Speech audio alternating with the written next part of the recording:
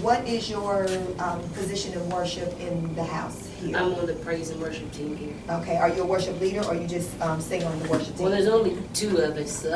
Okay, but I'm on the team. Okay, so let me ask you my question again, because just because there are only 2 of you doesn't mean that you may not be called to lead worship. So I wanted to see if you knew if you were called to be a worship leader, or if you just good with I'm just on the team. I sing on the team. I'm gonna let you chew on that. There you go. Okay, good. What's your name again? Miranda, okay. And you are you play. Awesome. Okay, great. You just play keys or you play okay. Just keyboard. Okay, good. She also does mime. She does mime ministry as well? Okay. That falls under music, worship, and arts, which is that's a whole nother area of teaching. But that's what I do in my church. I am the music, worship, and arts director.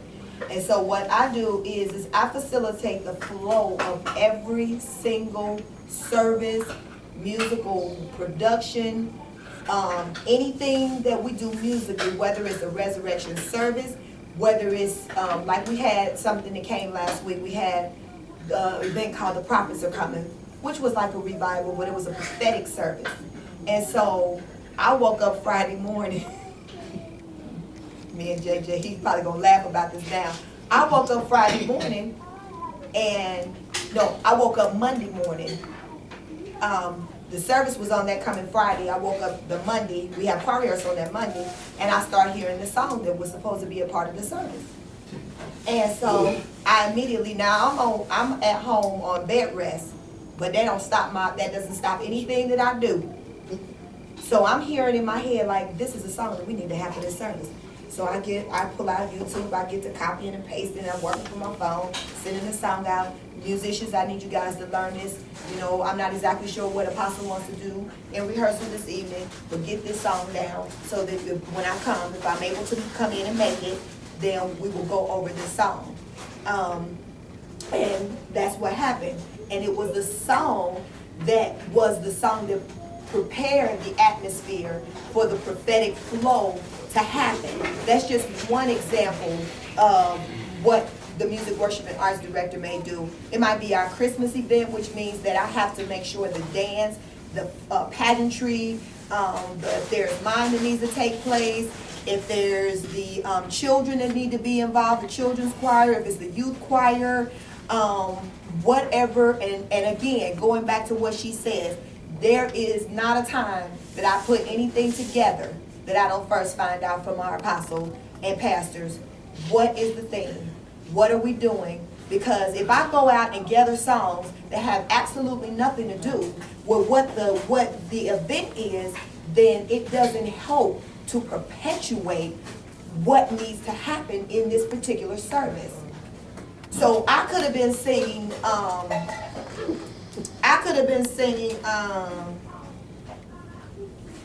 that your presence fill this house, and your, love fills my soul, even now forevermore, your name be praised. That was a good song. But if I say, let the winds blow, let the winds blow, let the winds blow, let the winds blow, let the winds blow, let the winds blow, let the winds blow, let the winds blow. You feel it. You can feel some stirring just right there. You get ready. It's like, woo! And so that's just to give you an idea of how important, going back to what she was saying about knowing the vision and being connected with the vision of the house and knowing what kind of house that you're in. The other thing is a lot of times as worship leaders and as people who have the ability to set the tone and the atmosphere in the house, you have to also know the culture of the people there. Because sometimes you can want to bring in something and introduce something that the people are not ready for. Amen. And if they're not ready for it, it falls to the ground and then you're disappointed. But you have to be able, you have to know the vision of the house, and you need to know those that you serve under and those who you serve with. That is very important. You need to know who you're working with. Because if you're working with 2 people on your team, you don't need to go out and get Matthew 28. Right. They're talking about we getting ready to sing, destroy these temples in 3 days, I will build it up. You gonna be frustrated. And you set yourself, you want to set yourself up to succeed. So you need to be able to find songs that are suitable for the people that you're working with, songs that continue to progress you, songs that lead toward him, but songs that are simple. Do what you can do for where you are and grow to that place to where you want to be. Because otherwise you're going to be frustrated. You're going to be frustrated. If you don't have a musician who is capable of doing those specific things, then you're going to have to redirect yourself. What about if you don't have a musician that's not Yes, capable? yes. Back at home, I have another keyboard player, a bass player, 3 drummers. I used to have one of it. But you gotta know the strength of your musician. Now, just because she can call me Monday morning and I can have it down, does not mean the whole team can do it. So you gotta know the strength of your musician. Like, you gotta be able to discern, can she do this, can she not, And I wanna ask, what's your relationship like? How close are you all? But the musician, The musician and the worship leader. we're pretty close. I feel like she's my daughter. I don't know. There's something about her and her children that I'm just connected to. I don't know. There's just a strange thing. And we can pretty much, she's pretty upfront. She's pretty honest, open, just in your face type person. Blah, blah, I can't do, blah, blah, I can't do, So we have a pretty open relationship. I just learned from, just watching videos. I don't really know how to play. I just watch somebody and then I can play. She's a That's great. photographic thing going on. Speak that thing. Yeah. Everybody Say it. I've never been taught how to play, so we needed a musician, and I always had a love for it. So I was like, I got wild one day. I was like, I'm about to go to Pied Piper and buy me a keyboard. So I did that, and I just. I would definitely love to. I would love to hear a little bit of what you do, of what you can do, and see where we can be of assistance to kind of. Because the one thing that I feel like is a good thing that I do is I have learned how to celebrate the people that I work with where they are. So if, like I have one of our musicians, and this is not a negative thing, this is just her learning curve. I know that I have to send things to her in advance because she can learn and she will have it down pat. Whatever I give her, she's gonna get it. But if I give it to her in rehearsal and say, we get ready to learn this song and just listen to the CD and then we gonna learn it, that does not work for her. I'm gonna frustrate her. The whole rehearsal is gonna go up. It's gonna end. Everything is getting ready to come to a screeching halt because that's not how she functions. And so once I just learned, I'm like, well, what you made it at but 2 chords? Dun dun. Just do dun dun dun dun. What's hard about that? Why can't you do it? I don't learn like that. I said, okay. There is no sense in you trying to put a square peg into a round hole. It doesn't work. So for her, this is what she needs to do. If this is your ministry assignment of being over the music, worship, and arts department, accommodate her. To get the best out of her, accommodate her. So that's what I did. I stopped trying to say, well, I don't understand why you can't get it like that. Because for me, now I hear everything musically, but I don't play. So I had to stop. I had to stop trying to make her, what sounded easy to me was still not her learning curve. Now for JJ, I can call him 5 minutes before service and say, get on YouTube and pull up such and such and so song and have this by the time we get to the service. He gonna have it by the time we get to the service. And if he don't have it, he gonna be right. So, but that's how me and him, we can flow like that. And I understand that's his learning curve, but I still give him the same respect that I give the other musician, and I still send things to him in a timely manner because I don't want to take for granted the fact that he can work like that. So when you learn to appreciate the people that you work with, it makes life so much easier for your team of people. Yes. I just wanted to say something quickly on the same note. To you as a musician, I hear you saying, I don't know how to play. I don't know how to, when you said that, it pricked something in me because those were my words. I don't know how to sing because I didn't go to a musical school. I didn't get any formal training. Even when I was in school, I never sang in a chorus. I just never did it. Good. But I'm gifted. I know where my gifting is and I can sing. I can hear. I can tell you if a note is wrong, but I couldn't tell you what note you need to be hitting, but I can let you know that's not it. It's sadness, that's what I'm hearing. And it's like, no, that's not what you're playing. I can do that. Right. But I'm not trained in that area. But the one thing, and this is just from me to you, you have to stop saying, I don't know how, and lean on your gift. This is what God gave you. I used to get intimidated, even when I sang in a group with Jodi, and then I would go places with them and go places with other people because I do praise and worship in different churches. And when I would get there, I would get really intimidated because I would get there, they called me to do praise and worship, but I'm sitting there with the maestro. And this person has been in the conservatory of Christian music or whatever you call it. They've been in this for years, and you called me to do praise and worship, and I can't even tell them what key I sing in because I have no idea. I just, whatever song it is, I just sing what is. Hey, here it is. This is it. Fine. So don't say anymore. From me to you. Don't say, I don't know how. You're gifted. You know how. God, when he gives you a gift, he also provides what you need for that gift. You're equipped. So if you learn from videos or whatever, get your videos.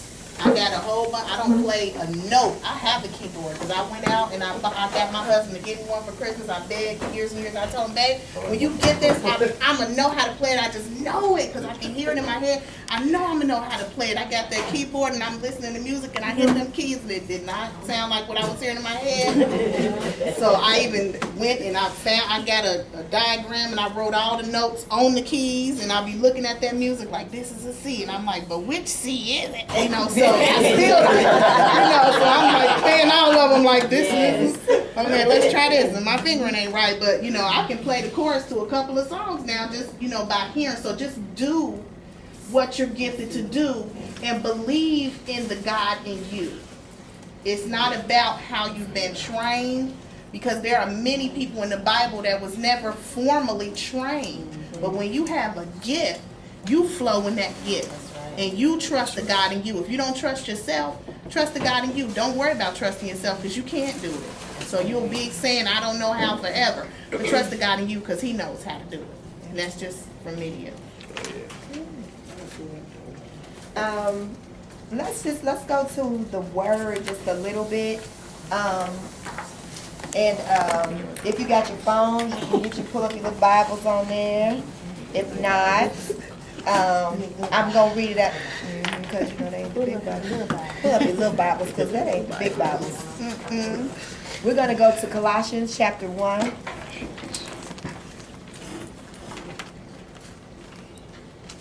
me find it in my big Bibles. While I'm playing. Chapter 1, and we're gonna look at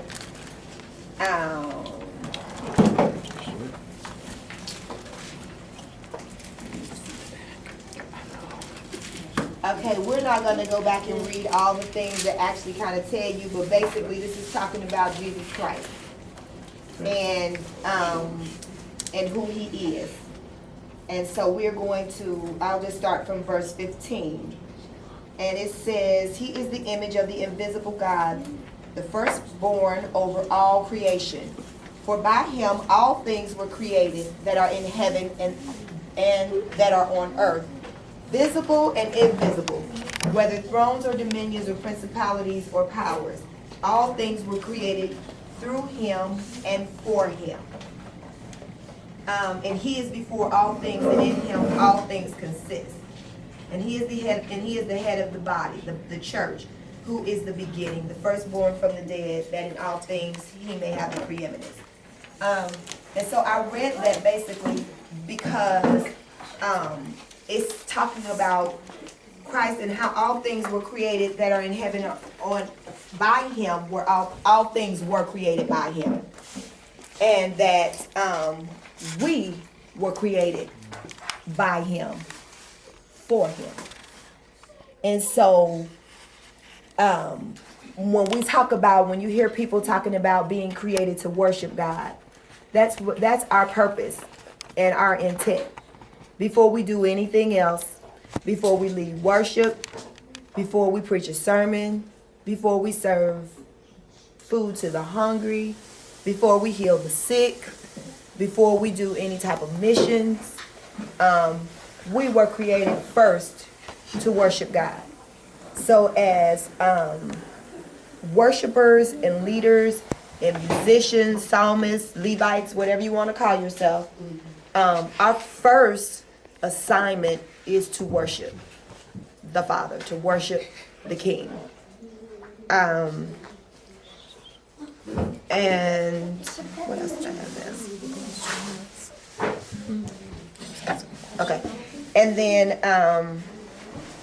the other thing that I wanted to talk about, and you can write this down, is Genesis 1:26, that we are created in the image and the likeness of him. So he created us in his image and after his likeness. So when we worship him, we don't worship him from we worship him from a place of being just like him. And it's because it's just simply because he's God, and because that's how he made us, and that he made us to reflect his image and to reflect his glory in the earth. So when we worship him, it's like glory reflecting glory. So we're made in his image and his likeness. And so when we worship him, we simply give back to him what he gave to us. And so I thought those scriptures would be good for you all to know and to take with you as worshipers and as worship leaders, and understanding who you are and who God created you to be. Now, and I'll give you some other things some other scriptures to look at, to read on your own about those who are actually called to lead worship, because there are those who are actually called to lead people into the presence of God. And so I'll give you some scriptures on those as well. And then one other scripture I want us to look at, but I want to wait and go there, not right this second, but John chapter 4, so you guys can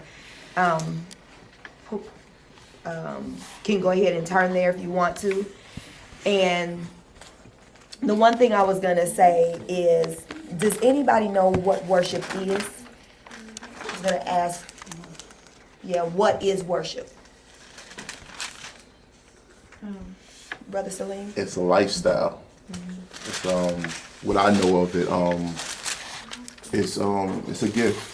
It's a gift, and you gotta take it seriously. Mm-hmm. It's not how I was taught when I was coming up. My grandmother was about kingdom faith, and she poured in things to me, and she told me about you couldn't say certain things, you couldn't say God's name in vain, and she just taught me lessons. And like when I was young, I didn't understand it, but she was crazy. But I understand it now through the years. Though she passed, the lessons and the things she taught me. Okay. That's a big part, but it's a lifestyle. That's real good. Was anybody else going to say anything else other than worship is a lifestyle? Yes, worship is, to me, it's the way you communicate with God, and how it's like that's the intimacy between you and God, and your fellowship, and him speaking to you and you speaking back to him. But it's a personal communication, just like you are with your husband and nobody else is around. Mm-hmm. That's just you and God, and your time to love on each other and commune. Good. Anybody else had anything else they would say?